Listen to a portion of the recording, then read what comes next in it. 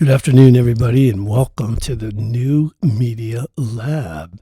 Today, we are very, very happy and honored to have Dr. Tawn Hauptli in the house to do our final podcast of the 2024 spring semester.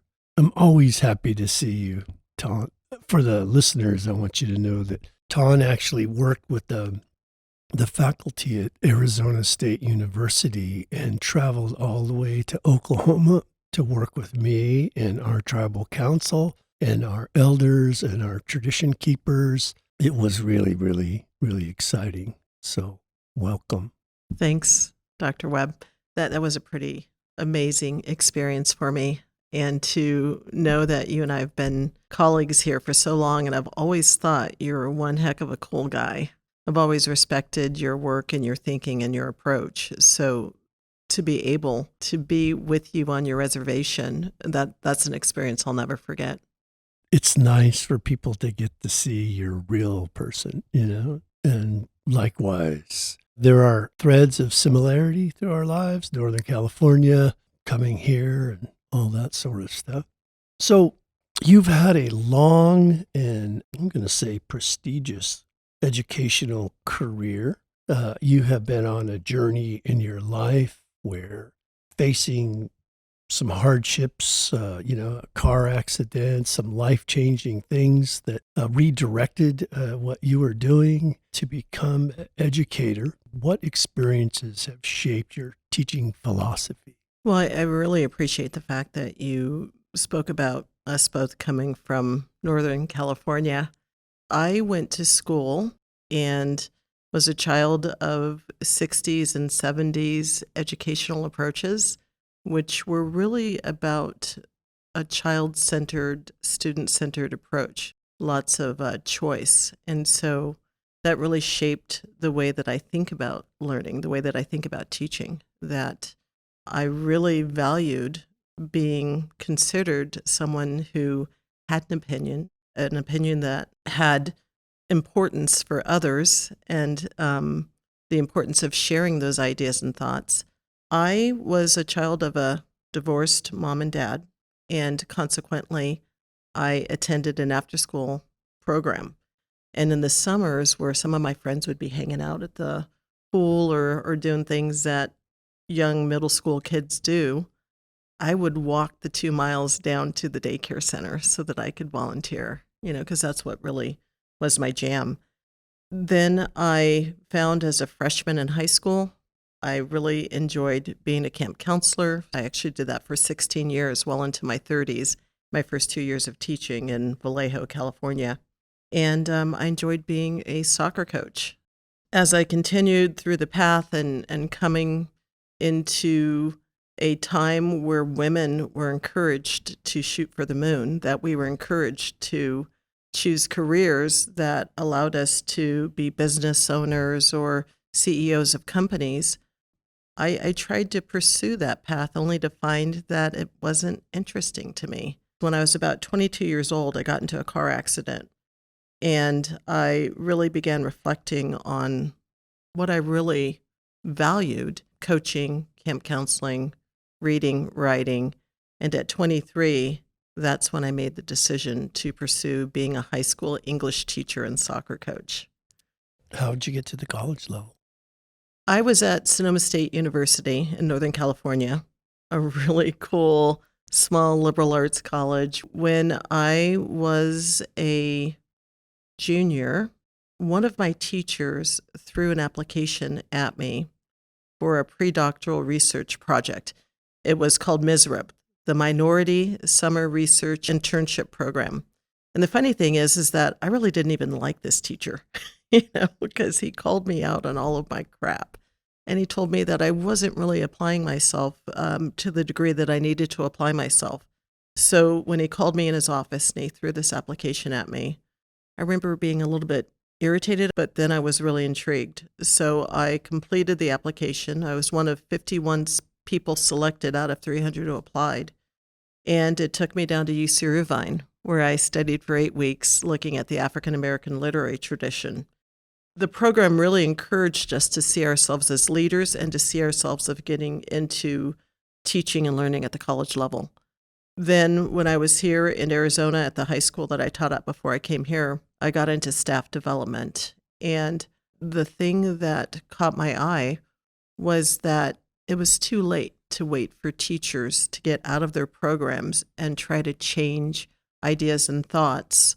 And that's what led me to think that I would be interested in being a teacher educator, that I wanted to influence the way that individuals thought about teaching and learning and catch them before they became stuck in their ways. So I moved up to Northern California mid-high school because where I was born and raised in Los Angeles became so violent, was getting real dangerous. And so up to Northern California we went. And there, my dad was working for the tribes in Feather River Indian Health. And I wanted to say that because it along the way, I think about all of the people who recruited us to pursue education, and not for selfish reasons, but it was always go to school to come back and help the tribe. Go to school, come back, help the people. So when you were talking, I'm just trying to remember Patsy Seek and,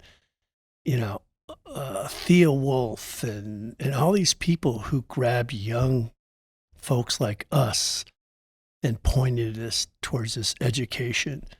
And I think from knowing your students and the work that you do, you create this same kind of critical thinking, learning environment for your students. Can you tell me a little bit about that process for you? Yeah, two thoughts when you're talking about being a Black teacher, and representation matters, right? And that's part of my passion. But the other piece is that we teach the way that we were taught. I was taught to be a critical thinker. I was taught to value my voice. I was taught to stand up for what I believed was right and to think about myself as part of a community. I have to create opportunities where students are able to focus on those things that they think are most important. And we can have all of the skill sets, the reading, the writing, the critical thinking, the presentation, all of those things that we know that are important in education, and still center it in the interest and the needs of the student. I know you've referenced this phrase, open pedagogy. Tell us in this frame that we're talking about. Maybe expand on that a little bit. So open pedagogy puts the students as creators of information as opposed to simply being consumers. And so the idea is that students look at a series of problems or issues, they look at resources, they look at materials, and then they create something with the intent to make the world a better place, to make their environment a better place, their community.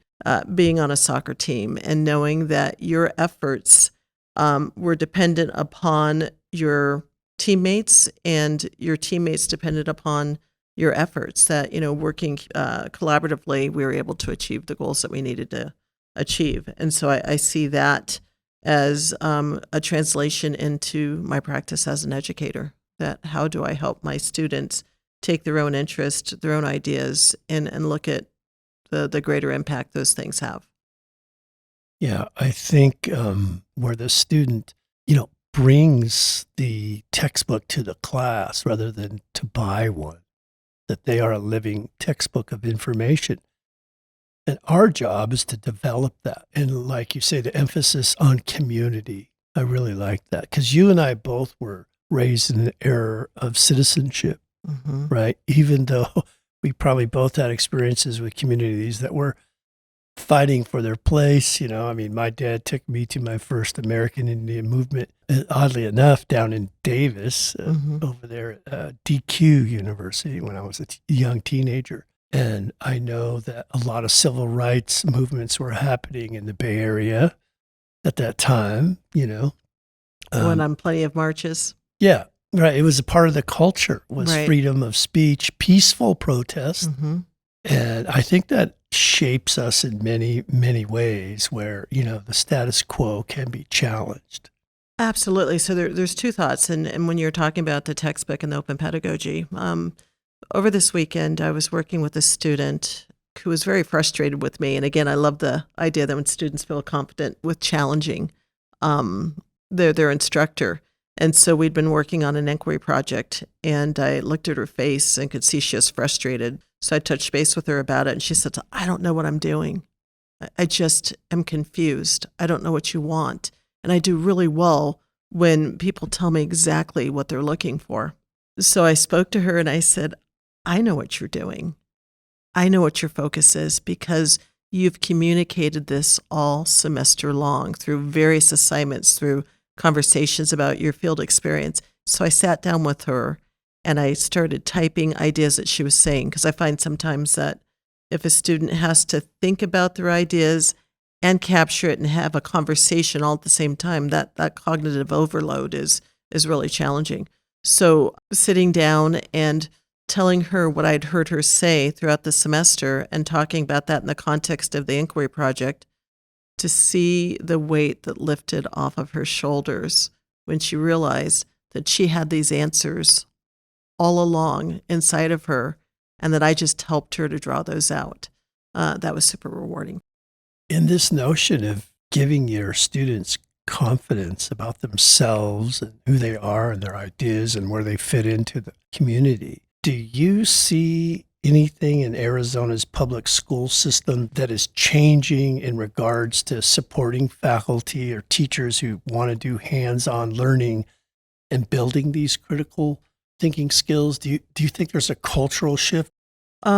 Arizona is very much of a standardized, teacher-centered approach to education. And when I first came here in 1993, I was a little taken aback at the differences from what I experienced in California in teaching and what I experienced here. Um, I am really happy to say that I do see a shift happening. I'd heard you talk about ASU in a previous podcast, but they've got some work that they're doing with Next Education Workforce, and they're really looking at changing the way that we teach and learn, that we're looking at teams of teachers wrapping around students as opposed to the one classroom, one teacher model, that we communicate. We talk about the skills that we understand that are necessary for success in our particular discipline, and then talk to our colleagues who are teaching in other disciplines, that we're not looking at our work in isolation, but we're looking at it in communication and collaboration with our colleagues for the purposes of helping that student to be successful and to achieve. So I see some real shifts in education here. I've been working really closely with Mesa Public Schools and placing our students in field experiences there. And as I started getting deeper with them in the last couple of years, I realized I was excited about the direction they were taking. And then upon reflection, I realized because that's a kind of educational experience I had growing up. So it really resonated with me. Encompass the entire person.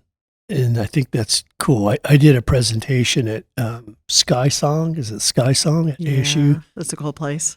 Wow. You go over there and it's like they're like light years ahead in terms of innovation and creativity and thought. I mean, they have the funds. And I hope that our community colleges passes the bill that they put forward to raise the spending cap so that we can invest more into innovative projects. So let's shift a little bit to your role as a service learning field expert. And what all does that mean? What does service learning mean in not only in the pedagogy, but the educational program itself? So, as a pedagogy, instructional strategy, I like to say that service learning is a teaching and learning strategy that really allows students to learn by doing. It allows students to really apply theory and see it in practice.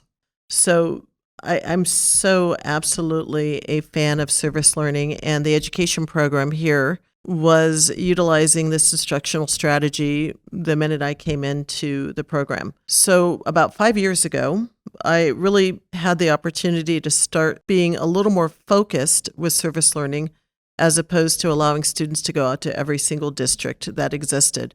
Again, we're right here in the backyard of Mesa Public Schools. And walking into any of those sites, you can see the teacher of record. You can see their colleagues working with students. You can see student teachers, service learning assistants, community members that were really changing and transforming the educational experience.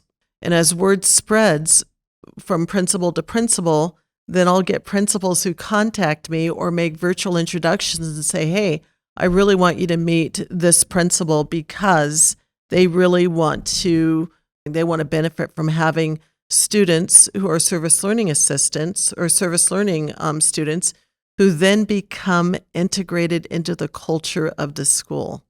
3 semesters ago, we discovered that we were out of compliance in regards to the HR department at MPS, which ended up being amazing. So now we have Mesa Public Schools, the school site, the students, the engagement center, and myself all communicating on a document, making sure that the students are cleared, that they have background fingerprints checked, that the professional development site is making sure that they're placed with a teacher who really wants them to be there.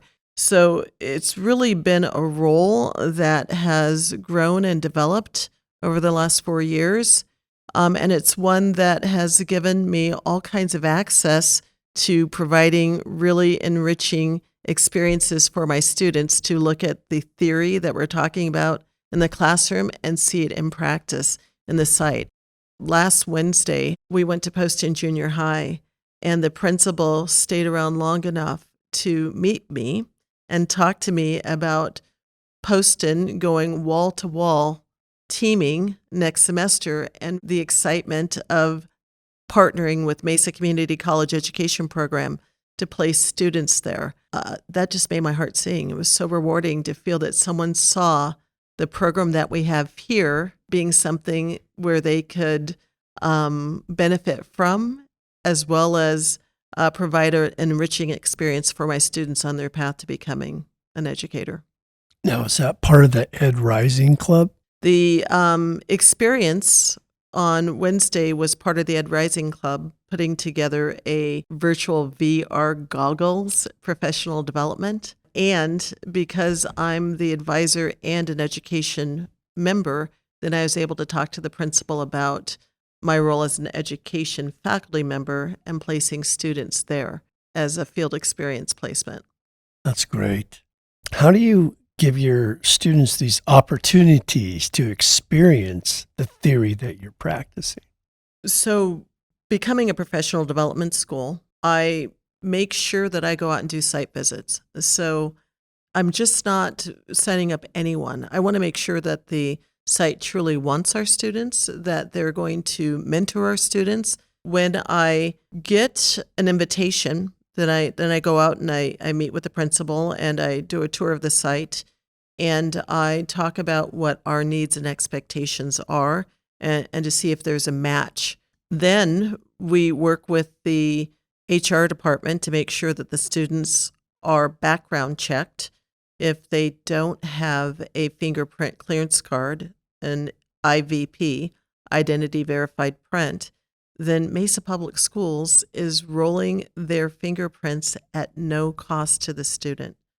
When we talk about the amount of money that it takes to get an IVP card, it's about $100, which can be a little bit of a barrier.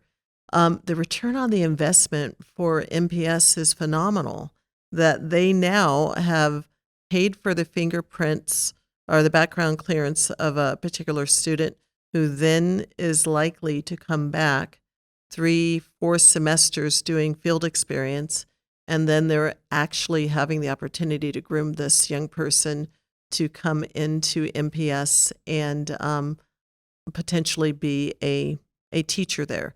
I've also had a number of students who've gotten jobs as a result of their service learning experience. It's a really good opportunity to uplift the community that we're serving in a number of ways. That's fantastic. I know that one of your roles that you've taken on is to be a club advisor, and not just one, but two of them. Educators Rising, or Ed Rising, is a community-based movement whose goal is to provide a clear pathway to increase teacher diversity and teacher quality. The other club that you advise is for the Black Student Union, whose purpose is to celebrate Black culture, educate students about Black history, promote academic excellence, and model leadership. Tell us a little bit, why two, and what are your main goals for each of those clubs? Oh, because I don't have enough to do. Because we can't say no. I Right? can't say no. Well, the advisor for the education club, I've done that on and off for about 14 years. And I really love giving students the opportunity to develop leadership skills. And then with the education club, I love to give them the opportunity to experience professional development opportunities, to attend professional conferences, and so on, to host professional conferences. We've done that here at MCC 4 times in person and 1 time virtually. I took the lead on hosting the education conference, and we brought people from all over the district. I've also taken the Future Educators Club. We've just been Ed Rising the last 5 years, but taken students to attend national conferences for NACTEP, which is the National Association for Community College Teacher Education Programs. It's quite a mouthful. And I would either take just students from Mesa, or I would collaborate with my sister colleges across the district. The largest group I took was 5 sister colleges and 52 students on a charter bus to San Diego and present and attend sessions. The Black Student Union, when we talk about representation matters, right? Very often, I was one of the few or only Black student growing up in Northern California, and you're familiar with that part of, the state, and a great, wonderful place to grow up. I have just nothing but love for Northern Cal. And I also was very often one of the only people of color in my classes. I don't recall having a Black teacher when I was going through high school or elementary school or middle school. So I really, in the last couple of years, have zeroed in on the power that a Black teacher has for student achievement. I had an opportunity to jump in and become a co-advisor for the Black Student Union Club. And so I started talking with Maurice Williams, who, if you don't know Maurice, he is an incredible human being. I've just been so honored and blessed to work with him this past year. But I started chasing Maurice, lack of a better word. I'd email him. I'd go to his office, at the end of last year and say, hey, I really want to jump in and support you. And so we finally met over the summer and talked about what my hopes and goals were. And he agreed that our goals aligned. And then he allowed me to come in and be a co-advisor with him. So we've really focused on leadership. We've focused on considering personal goals, fellowship, community outreach. Those are goals for both clubs. And with the education club, it's a pretty easy lift to say that they're going to move on to becoming an educator. With BSU, I'm hoping that I'm enticing them to come into education and talk about that being a educator of color, particularly a Black educator, is really like a modern civil rights movement. When we look at suspension rates for young Black kids, when we look at the school to prison pipeline, we see that a lot of times there is a harsher punishment for kids of color than there are for other kids. And it's a hard thing to say, but the data don't lie. Too often when we have people of color in schools, in K-12 education, higher education, we see them anywhere but in the classroom. And if they're in the school, then they're in dean roles, disciplinary roles, coaching roles, school security roles, paraprofessional roles. We don't see them in roles as the teacher of record leading instruction. So I'm on a mission here to really increase those numbers because we see the idea that a rising tide lifts all boats. A Black teacher is not only good for Black students, but we also see that all students are benefiting from having a Black teacher. And Black males in particular are phenomenal for student achievement. That's wonderful. Yeah, what a great journey you have been on. And Mesa Community College is lucky and fortunate to have you here. It's really nice that you keep it positive always and building the community, developing leaders. Our final question is a compound question here. I want to know about your vision for the future of MCC's education department and the initiatives you hope to implement and further enhance with regard to student learning and engagement.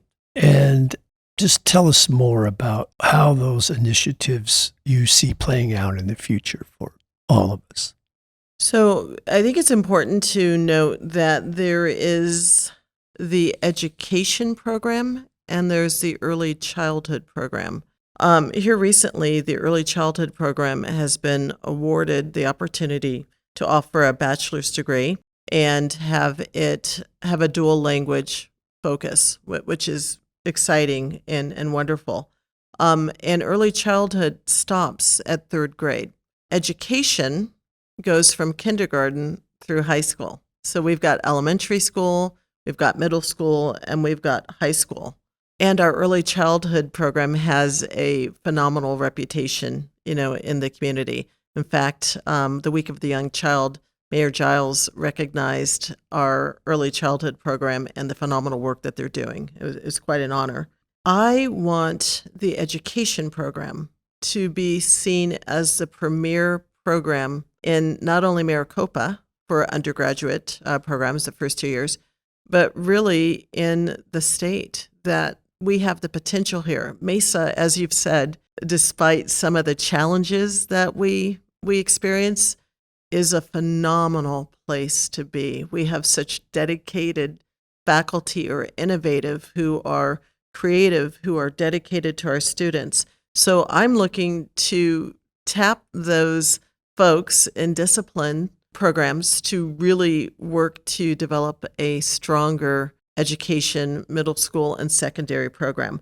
We have 328 students who are enrolled in the elementary program and 212 that are declared as secondary education majors. And I think that when people think about the education program at Mesa, they think more of elementary because of the recognition that the early childhood program is getting. I don't think they recognize that there's the same opportunities for them with a secondary education degree.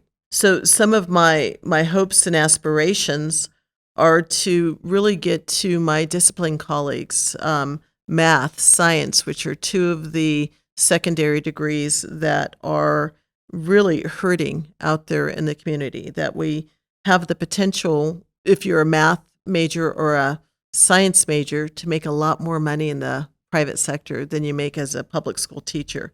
So I'm wanting to get with my discipline colleagues and help them to help us with recruiting secondary education majors and helping them to understand what a phenomenal job being a teacher is and the opportunities for secondary education folks. Creating some of those experiences I'm seeing out in Mesa Public Schools here, where we're partnering a Foundations of Education class with, let's say, a science class or with a math class, that we're working together to prepare that student to go out and be a strong secondary education major in those disciplines, and then put them in a field experience that backs up and supports what it is that we're doing here on campus.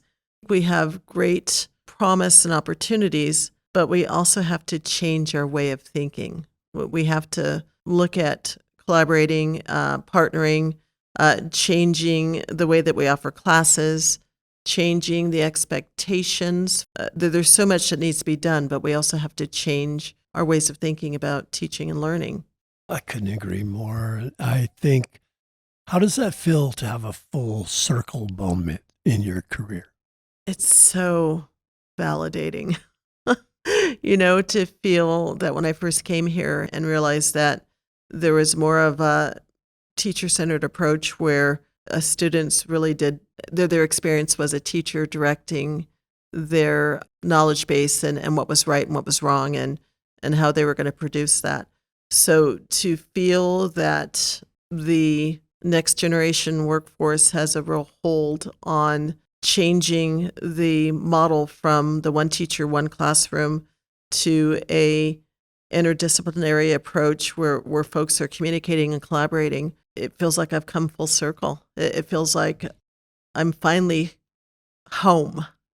I want to thank you for joining us today and for me to learn more detailed information about your work, because I've long seen how much your students love you, and your presence on campus is always strong and humble and consistent.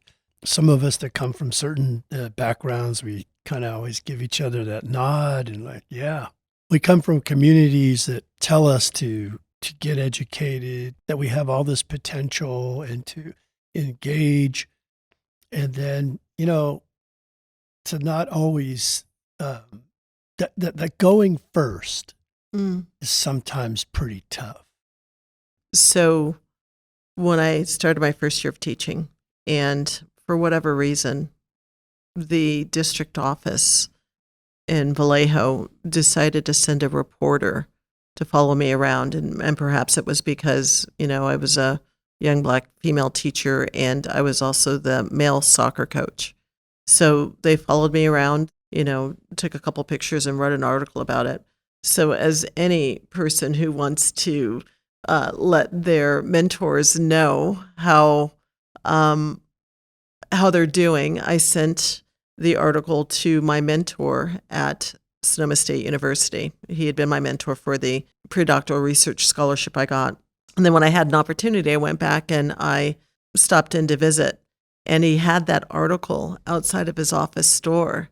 And, I felt so valued by that. And he made a comment to me that there was a young Black girl who had walked into his office and said that she wanted to be a high school English teacher. And he started saying, well, what's your motivation? Why do you want to do that? And she pointed to my article and said, if she can do it, I can do it. Super cool. Yeah. Another full circle moment for you. Well, thank you again for your time and talking to us here at the New Media Lab. In my dad's language, they say, Aya aski gali iliga donadago hawa hawa. Thank you all. We'll see you again.